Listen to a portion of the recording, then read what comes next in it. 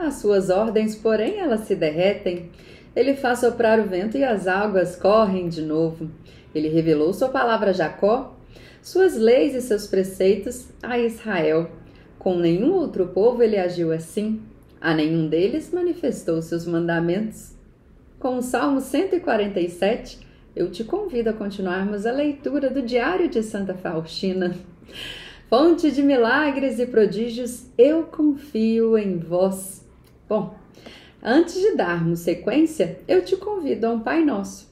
Pai nosso que estais nos céus, santificado seja o vosso nome, venha a nós o vosso reino, seja feita a vossa vontade, assim na terra como no céu. O pão nosso de cada dia nos dai hoje. Perdoai as nossas ofensas, assim como nós perdoamos a quem nos tem ofendido. Não nos deixeis cair em tentação, mas livrai-nos do mal. Amém. Ave Maria, cheia de graça, o Senhor é convosco. Bendita sois vós entre as mulheres, e bendito é o fruto do vosso ventre, Jesus. Santa Maria, Mãe de Deus, rogai por nós, pecadores, agora e na hora de nossa morte. Amém. Glória ao Pai, ao Filho e ao Espírito Santo, assim como era no princípio, agora e sempre, por todos os séculos dos séculos. Amém. Glorioso São José, modelo de todos os que se dedicam ao trabalho, obtende-me a graça de trabalhar com o espírito de penitência para expiação dos meus numerosos pecados, de trabalhar com consciência, pondo o culto do dever acima de minhas inclinações, de trabalhar com recolhimento e alegria, olhando como uma honra, empregar e desenvolver pelo trabalho os dons recebidos de Deus, de trabalhar com ordem, paz, moderação e paciência, sem nunca recuar perante o cansaço e as dificuldades, de trabalhar sobretudo com pureza de intenção, com desapego de mim mesma, tendo sempre diante dos olhos a morte e a conta de que deverei dar do tempo perdido, dos talentos inutilizados, do bem omitido e da vã complacência nos sucessos, tão funesta a obra de Deus. Tudo por Jesus, tudo por Maria, tudo a vossa imitação ao patriarca São José. Tal será a minha divisa na vida e na morte. Amém. Nós paramos no Diário de Santa Faustina, parágrafo 168. Quando me vi, aquela pessoa que tanto se opunha à minha participação neste retiro demonstrou a sua surpresa e insatisfação. Eu, no entanto, como se nada fosse, cumprimentei-a cordialmente e fui falar com o Senhor, para pedir orientação sobre o modo como deveria proceder durante os exercícios espirituais. Parágrafo 169. Eis a minha conversa com o Senhor antes de começar o retiro. Jesus me disse que nesse retiro seria um pouco diferente dos outros. Na convivência comigo, procura manter uma profunda paz. Afastarei todas as incertezas a seu respeito. Eu sei que agora, no momento que eu falo contigo, estás tranquila. Mas quando deixar de falar, começará a procurar dúvidas. No entanto, fica sabendo que de tal forma fortalecerei a tua alma que, mesmo que queiras inquietar-te, isso não estará em teu poder. Como prova de que eu estou falando contigo, no segundo dia do retiro irás te confessar com o sacerdote que está pregando o retiro. Quando ele terminar a palestra, procura-o e conta-lhe os receios que tens a meu respeito. E eu te responderei pela boca dele. E então cessarão os teus receios. Durante esse retiro, mantém um silêncio tão rigoroso como se nada estivesse em tua volta. Falarás apenas comigo e com o confessor. E para as superioras pedirás apenas as penitências. Alegrei-me imensamente por Jesus ter me demonstrado tanta benevolência e sua condescendência. Parágrafo 170. Primeiro dia do retiro. De manhã, procurei ser a primeira na capela. Antes da meditação, tive ainda um pouco de tempo para uma oração ao Espírito Santo e à Mãe Santíssima. Pedi com fervor à Mãe de Deus que me conseguisse a graça da fidelidade nessas inspirações interiores e que eu cumprisse fielmente toda a vontade de Deus. Comecei esse retiro com uma especial coragem. Parágrafo 171. Luta para guardar silêncio. Como normalmente ocorre, para o retiro vêm irmãs de todas as casas. Uma das irmãs, que eu não tinha visto havia muito tempo, veio até a cela e disse-me que tinha algo para me dizer. Nada lhe respondi e ela percebeu que não queria interromper o silêncio. E ela comentou: "Não sabia que a irmã é tão esquisita." E saiu. Percebi que essa pessoa não tinha nada para tratar comigo além de satisfazer a curiosidade egoísta. Ó Deus, ajudai-me a me manter fiel. Parágrafo 172. O padre que pregava o retiro era da América. Veio à Polônia para um breve período e aproveitou aquela oportunidade para pregar o retiro para nós. Percebia-se nesse homem uma grande vida interior. A sua postura manifestava a grandeza do espírito, a mortificação e o recolhimento eram seus traços dominantes. Contudo, apesar das grandes virtudes que esse sacerdote possuía, eu sentia as maiores dificuldades em abrir-lhe a minha alma quanto àquelas graças, pois quanto aos pecados sempre é mais fácil. Com relação às graças, realmente tenho que fazer um grande esforço e assim mesmo acabo não dizendo tudo. Tentações do demônio durante a meditação. Fui tomada de um estranho temor de que o sacerdote não me compreendesse, ou ainda de que ele não teria tempo para que eu pudesse confessar tudo. Como lhe contarei tudo isso? Se ainda fosse o Frei Bukowski, eu o faria com mais facilidade, mas esse jesuíta é a primeira vez que o vejo. Recordei-me aqui do conselho que Frei Bukowski me tinha dado. Quando estivesse fazendo o retiro, deveria anotar, ao menos em resumo, as luzes que Deus me enviasse, ou então fazer-lhe um relato disso, ainda que abreviado. Oh, meu Deus! Um dia e meio se passou tão facilmente e eis que se inicia agora uma luta de vida ou morte.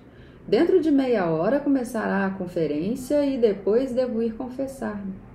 O demônio tenta convencer-me de que, se as superioras tinham dito que essa minha vida interior era uma ilusão, por que motivo perguntar de novo ao confessor e incomodá-lo? Afinal, a Madre... aqui como X. A Madre X te disse que o Senhor não convive dessa maneira com as almas tão miseráveis. O mesmo te responderá também esse confessor. Por que tens que contar isso? Afinal, não são pecados, e a Madre X te disse claramente que toda essa familiaridade com Jesus é fantasia, pura histeria. Por que então tens que falar sobre isso a esse confessor? Farias melhor se considerasses tudo isso como uma ilusão. Olha, já sofreste tantas humilhações e muitas ainda te esperam, e mesmo as irmãs sabem que és uma histérica. Parágrafo 174, Jesus? Exclamei com toda a força da minha alma. Nisso o padre veio fazer a conferência. Falou pouco, como se tivesse pressa. Terminada a conferência, foi ao confessionário. Olhei e, vendo que nenhuma das irmãs se dirigia para lá, levantei-me imediatamente do meu genuflexório e coloquei-me diante do confessionário. Não havia tempo para pensar. Em vez de contar ao padre as dúvidas que os outros me levantaram com relação a Jesus, comecei a contar todas as tentações que estão descritas acima. Mas o confessor logo percebeu toda a minha situação e disse: a irmã não confia em Nosso Senhor por estar ele procedendo tão benignamente com a irmã? Pois bem, fique inteiramente tranquila. Jesus é seu mestre, irmã. E a convivência da irmã com ele não é histeria, nem fantasia ou ilusão. Saiba, irmã, que está no caminho certo. Peço-lhe que procure ser fiel a essas graças. A irmã não pode afastar-se delas. Para as superioras, a irmã não precisa falar dessas graças interiores, a não ser por ordem expressa de Jesus. E ainda seria bom entender-se antes com um confessor. Mas se o Senhor exige alguma coisa que é exterior, então, depois de entender-se com o confessor, deve cumprir essa exigência, custe o que custar. Por outro lado, a irmã deve contar tudo ao confessor. Não existe absolutamente outro caminho para a irmã. Peça a Deus um diretor espiritual, porque de outra forma a irmã desperdiçará esses grandes dons de Deus. Repito, mais uma vez, fique tranquila, a irmã se encontra no caminho certo. Não se preocupe com mais nada, mas seja sempre fiel a Jesus, não importando com o que os outros possam dizer. Justamente com as almas tão miseráveis é que o Senhor convive, e quanto mais a irmã se rebaixar, tanto mais perto Jesus estará da irmã. Parágrafo 175. Quando me afastei do confessionário, uma alegria extraordinária inundou a minha alma, e tanto que me afastei para um lugar separado no jardim, para me esconder das irmãs e permitir que o coração se derramasse inteiramente em Deus. A presença de Deus invadiu-me de súbito, e por um instante todo o meu nada mergulhou em Deus. Nesse momento senti, ou melhor, discerni as 3 pessoas divinas que residem em mim, e experimentei na alma uma paz tão grande que eu mesma muito me admirei, como pudera inquietar-me tanto. Parágrafo 176. Propósito. Fidelidade às inspirações interiores, por mais que isso me custe, não fazer nada sozinha sem entender-me antes com um confessor. Parágrafo 177. Renovação dos votos. Já desde cedo, quando acordei, imediatamente todo o meu espírito mergulhou em Deus, nesse oceano de amor. Sentia que estava toda imersa nele. Durante a Santa Missa, o meu amor para com ele atingiu uma maior intensidade. Depois da renovação dos votos e da Santa Comunhão, vi de repente o Senhor que me disse benignamente: minha filha, olha para o meu coração misericordioso. Quando deixei o meu olhar neste coração sacratíssimo, saíram dele os mesmos raios que estão na imagem, como sangue e água, e compreendi que é grande a misericórdia do Senhor. E novamente disse Jesus com bondade: minha filha, fala aos sacerdotes desta minha insondável misericórdia. Queima-me as chamas da misericórdia, quero derramá-las sobre as almas, e as almas não querem acreditar na minha bondade. De repente, Jesus desapareceu. Contudo, durante todo este dia, o meu espírito manteve-se, mergulhado na sensível presença de Deus, apesar da algazarra e das conversas que normalmente ocorrem depois do retiro. Tudo isso em nada me perturbava. O meu espírito estava em Deus, mesmo que exteriormente participasse das conversas e até tivesse ido visitar Derdi. Parágrafo 178. Hoje começamos a 3ª provação. Reunimos-nos as 3 com a Madre Margarida, porque as outras irmãs tiveram a 3ª provação na casa do noviciado. A Madre Margarida começou com uma oração e, esclarecendo em que consiste a 3ª provação, lembrou quão grande é a graça dos votos perpétuos. De repente, comecei a chorar alto. Os olhos da minha alma viram imediatamente todas as graças divinas, reconhecendo-me tão miserável e ingrata diante de Deus. As irmãs começaram a censurar-me. Por que ela chora assim? No entanto, a Madre Mestra defendeu-me e disse que não se admirava. Passada a hora, fui diante do Santíssimo Sacramento e, com a mais miserável e desprezível, roguei-lhe misericórdia para que se dignasse curar e purificar a minha pobre alma. Então ouvi essas palavras: minha filha, todas as tuas misérias foram consumidas no fogo do meu amor, como uma palha lançada num enorme braseiro, e com essa humilhação estás atraindo sobre ti e sobre outras almas todo o mar da misericórdia. Eu respondi: Jesus, formai o meu pobre coração de acordo com o vosso divino agrado. Parágrafo 179. Durante todo o tempo da provação, meu dever era ajudar a irmã encarregada da rouparia. Essa obrigação deu-me muitas oportunidades de me exercitar nas virtudes. Havia dia em que ia até 3 vezes levar a roupa a algumas irmãs, mas elas não ficavam satisfeitas. No entanto, Cheguei a conhecer também as grandes virtudes de outras irmãs, que sempre pediam que lhes desse o que havia de pior em toda a rouparia. Eu admirava esse espírito de humildade e de mortificação. Parágrafo 180. Durante o advento, despertou no meu coração uma grande saudade de Deus. O meu espírito ansiava por Deus com toda a força do meu ser. Nesse tempo, o Senhor concedeu-me muitas luzes para conhecer os seus atributos. O primeiro atributo que o Senhor me deu a conhecer é a sua santidade. Essa santidade é tão elevada que tremem diante dele todas as potestades e virtudes.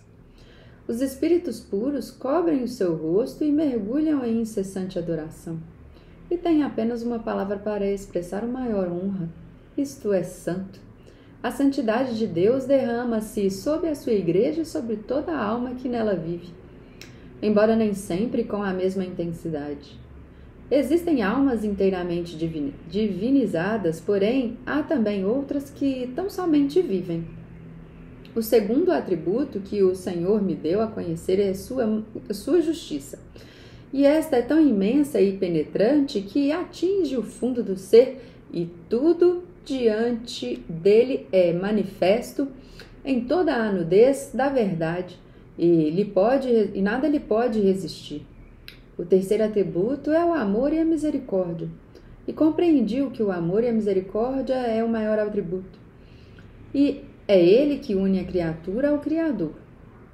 O mais imenso amor e abismo da misericórdia eu reconheço na encarnação do Verbo, na sua redenção.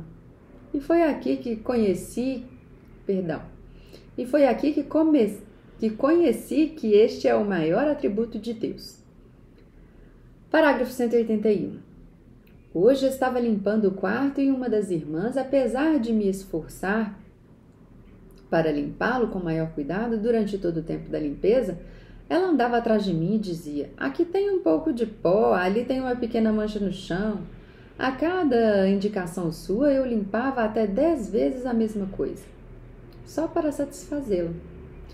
Não é o trabalho que cansa, mas esses resmungos e excessivas exigências. Não lhe foi suficiente todo aquele meu martírio o dia inteiro, mas ainda foi se queixar para a mestra. Olha, madre, que irmã incompetente que nem sabe fazer as coisas depressa. No dia seguinte fui executar o mesmo trabalho sem uma palavra de explicação. Quando começou a me incomodar, pensei comigo: Jesus, é possível ser Marte em silêncio, pois não é o trabalho que tira as forças, mas esse contínuo martírio. Parágrafo 182. Conheci que algumas pessoas têm o dom especial de incomodar os outros. Põem os outros à prova como podem. Nada adianta a uma pobre alma quando cai nas suas garras. As melhores intenções são mal interpretadas. Véspera de Natal. Hoje me uni intimamente com a Mãe de Deus e revivi as suas experiências mais íntimas. À noite, antes da cerimônia da fração do pão ázimo, entrei na capela em espírito, partilhei o pão ázimo com os meus mais queridos e pedi à Mãe de Deus graças para eles. O meu espírito estava todo imerso em Deus. Durante a missa do galo, vi na hoste o menino Jesus, e meu espírito mergulhou nele. Embora fosse uma pequena criança, Sua Majestade invadia a minha alma. Senti-me profundamente invadida por esse mistério, esse grande rebaixamento de Deus, esse inconcebível despojamento. Durante todo o Natal eu sentia isso vivamente na minha alma. Oh, nunca compreenderemos essa grande humilhação de Deus. Quanto mais reflito sobre isso, pensamento interrompido. Parágrafo 183. Um dia após a Santa Comunhão, ouvi esta voz: desejo que me acompanhes quando vou aos doentes. Respondi que bem queria, mas em seguida comecei a refletir como poderia fazê-lo, pois as irmãs do segundo coro não acompanharam o Santíssimo Sacramento. São sempre as irmãs diretoras que o fazem. Pensei depois comigo mesma que Jesus daria um jeito. Um pouco depois, a Madre Rafaela mandou chamar-me e disse-me: A irmã irá acompanhar Nosso Senhor quando o padre for visitar os doentes. E por todo o tempo em que estive na provação, sempre andei com a vela acesa, acompanhando o Senhor. E como um cavaleiro de Cristo, procurava sempre cingir-me com um cinto de ferro, pois afinal não convinha acompanhar o rei vestida como de costume. E esta mortificação eu oferecia pelos doentes. Parágrafo 184. Hora santa. Durante essa hora eu procurava meditar sobre a paixão do Senhor. Contudo, a minha alma foi inundada de alegria e de repente vi o menino Jesus. A sua majestade impregnou-me de tal maneira que eu disse: Jesus, vós sois tão pequeno e, no entanto, reconheço em vós, meu Criador e Senhor. E Jesus me respondeu: Sou e convivo contigo como criancinha, para te ensinar a humildade e a simplicidade. Eu oferecia a todos os sofrimentos e dificuldades a Jesus, qual uma grinalda para o dia de nossas núpcias perpétuas. Nada me era difícil quando me lembrava de que era para o meu esposo como prova de meu amor a ele. Parágrafo 185. Com o meu silêncio para Jesus, procurava guardar um grande recolhimento por Jesus. E mesmo por meio da maior algazarra, Jesus tinha sempre o silêncio reservado no meu coração, embora muitas vezes isso me custasse muito. Mas por Jesus, o que é que poderá ser demasiado por aquele a quem amo com todas as forças de minha alma? Parágrafo 186. Disse-me hoje Jesus: desejo que conheças mais a fundo o meu amor, do qual está inflamado o meu coração pelas almas. Compreenderás isso quando refletires sobre a minha paixão. Invoca a minha misericórdia para com os pecadores, pois desejo a salvação para eles. Quando de coração contrito e confiante rezares essa oração por algum pecador, eu lhe darei a graça de conversão. Essa pequena prece é a seguinte: ó sangue e água que jorrastes do coração de Jesus,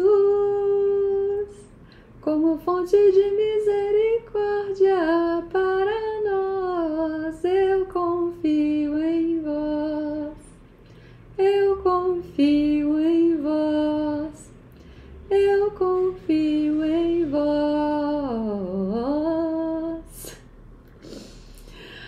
Ai, gente, não resisti. Vamos parar aqui no parágrafo 187.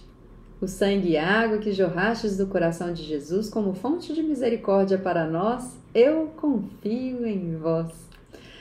Vou deixar também aqui, na hora que eu for subir o vídeo para o canal, o link card para Hora da Misericórdia do Instituto Hesed. Eu tenho acompanhado, às vezes eu não consigo fazer no horário que elas começam, que se eu não me engano é às 2h30, né, para as 3 horas, a Hora da Misericórdia, né, a reza do horário da misericórdia, enfim. Às vezes eu pego um pouco mais tarde, porque estou aqui mergulhada nos meus afazeres, com a escrita do meu livro, mas é gracioso demais acompanhar a Hora da Misericórdia com as irmãs do Instituto Hesed. E elas cantam assim essa parte, que fiquei feliz agora de chegar até ela. Ó sangue e água que jorrastes do coração de Jesus, como fonte de misericórdia para nós, eu confio em vós, eu confio em vós, eu confio em vós. Ai, coração transborda. E é isso. Espero que esta leitura desse trecho do Diário de Santa Faustina que você está acompanhando comigo tenha inflamado também seu coração de alguma forma. Os retiros de silêncio que ela narrou aí, né?